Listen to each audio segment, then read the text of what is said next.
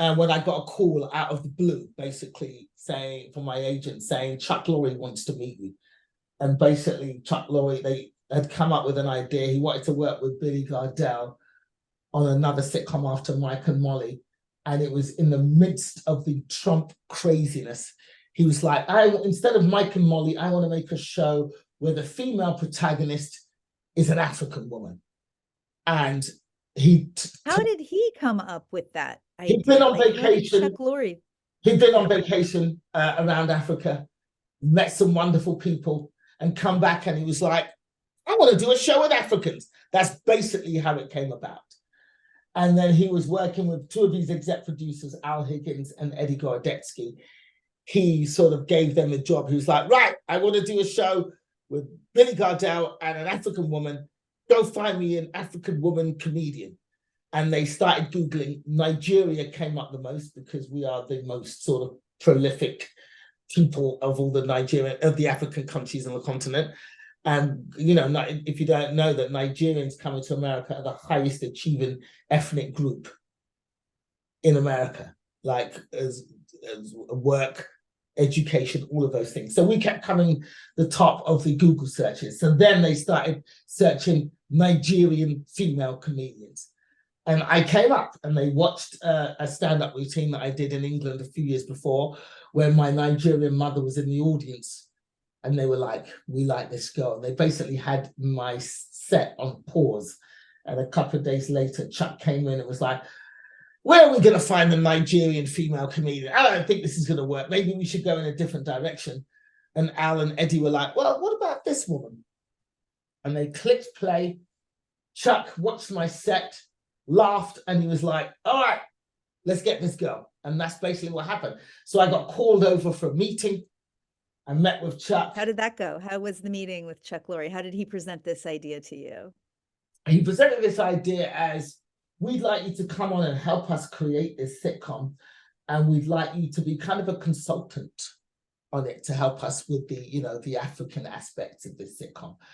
And in my head, I was not impressed at all. I was like, I don't like the sound of this. This just sounds weird. An African consultant, it sounds a bit exploitative. I don't like the sound of it. But I didn't say that in the meeting. In the meeting, I was like, very interested. Okay, all right, sounds interesting.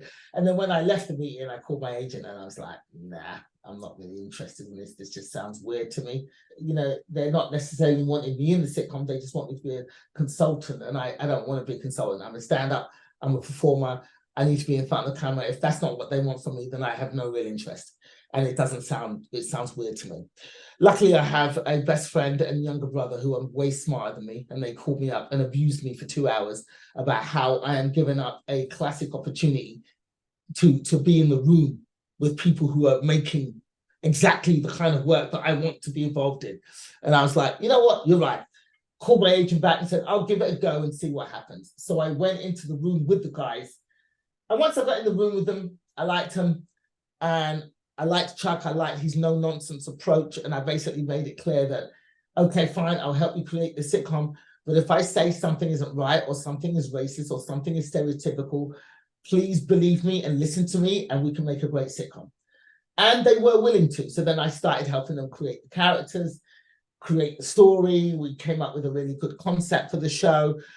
And then during those 3 weeks that I was in a room with them, I thought to myself, I don't want the lead role of Abishola, but there's an opportunity here for me to create the best friend that I've always wanted to play. So I went about doing. I created this character.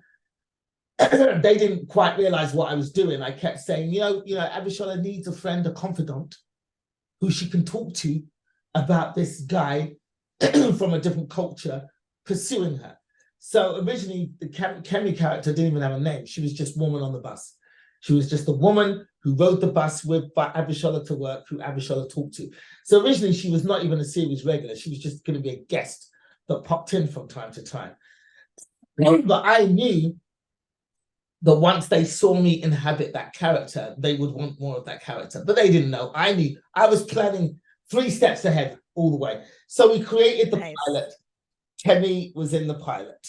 She was originally still just a guest character. But once the pilot was shot, And the trailers, like in the first episode, in the pilot, I think Kemi had maybe 3 or 4 lines, no more than that in the whole episode. But once the trailer for the show came out, Kemi was all over that trailer. And I was like, they see the potential of this character. Good job. So, and then I was in the writer's room for the show. So